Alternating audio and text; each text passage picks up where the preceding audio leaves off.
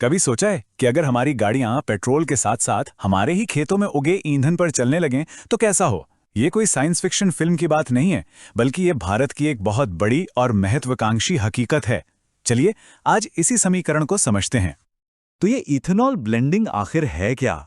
बहुत आसान शब्दों में, पेट्रोल में इथेनॉल को मिलाना। ये इथेनॉल बनता है हमारे कृषि उत्पादों से, जैसे गन्ना या मक्का। सुनने में ये जितने सीधा लगता है, भारत के लिए इसके मायने उतने ही गहरे हैं। ये सिर्फ एक तकनीकी बदलाव नहीं, बल्कि देश की एनर्जी की कहानी को बदलने की एक जबरदस्त कोशिश है। तो सवाल ये उठता है कि आखिर ये इतना बड़ा दाव क्यों है? बात यह है कि ये सिर्फ गाड़ियों के ईंधन को बदलने की बात नहीं है। असल में ये एक तीर से कई निशाने साधने जैसा है, जिससे देश के कई बड़े बड़े लक्ष्य एक साथ पूरे हो सकते हैं। इस पूरे कार्यक्रम के पीछे एक ट्रिपल विन का वादा था, यानी एक ऐसा सॉल्यूशन जो अर्थव्यवस्था, पर्यावरण और हमारी एनर्जी सिक्योरिटी, इन तीनों मोर्चों पर एक साथ जीत दिलाए।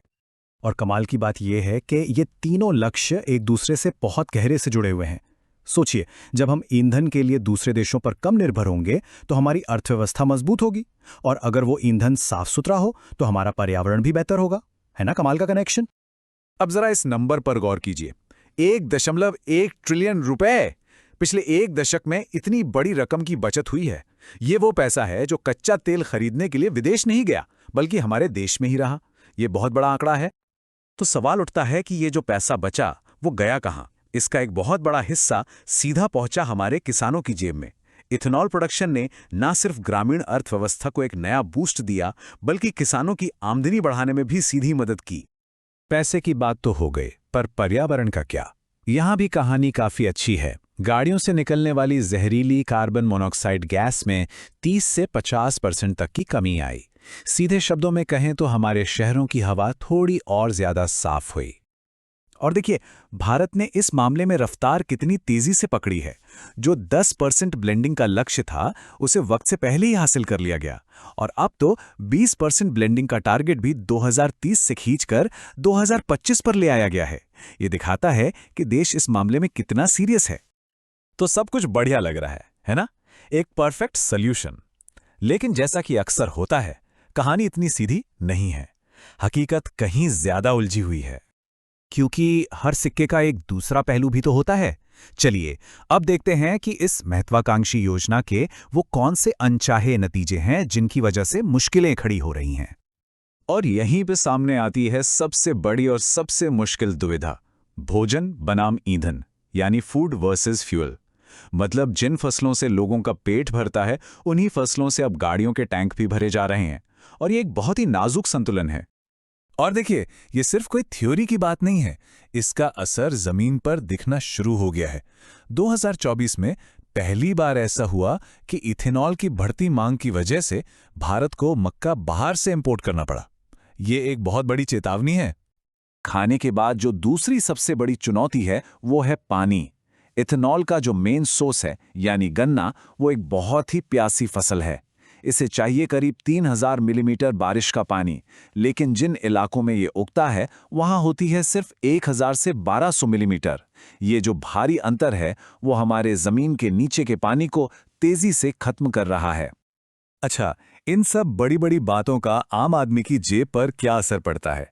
खासकर उन लोगों पर जिनकी गाड़ियां E20 ईंधन के लिए डिजाइन नहीं की गई हैं। उनकी गाड़ियों का माइलेज 6 से 7% तक गिर जाता है। इंजन के पार्ट्स में जंग लगने का खतरा होता है, और मेंटेनेंस का खर्चा भी बढ़ सकता है। और इन्हीं सब चिंताओं का नतीजा इस चार्ट में साफ दिखता है। हर 3 में से 2 गाड़ी मालिक माइलेज और खर्च की वजह से इस बदलाव के खिलाफ हैं। और अगर आम जनता ही इस पॉलिसी से खुश नहीं है, तो इसकी कामयाबी एक बहुत बड़ा चैलेंज बन जाती है।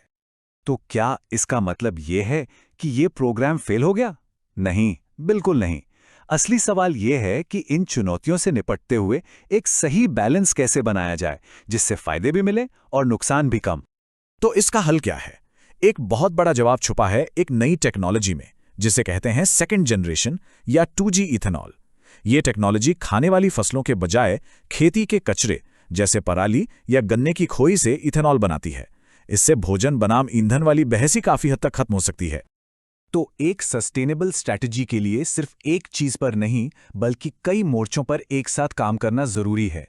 मतलब 2G इथेनॉल को बढ़ावा देना, पानी बचाने के लिए नई तकनीक अपनाना, गाड़ियों को बेहतर बनाना और देश भर में सही इंफ्रास्ट्रक्चर तैयार करना।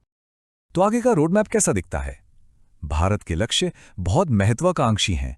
2025 तक देश भर में E20 लागू करना, 2028 तक 2G टेक्नोलॉजी को बड़े पैमाने पर फैलाना और फिर 2030 तक 30% ब्लेंडिंग का लक्ष्य रखना। ये एक लंबा और मुश्किल सफर है, लेकिन सही स्ट्रैटेजी से ये मुमकिन हो सकता है।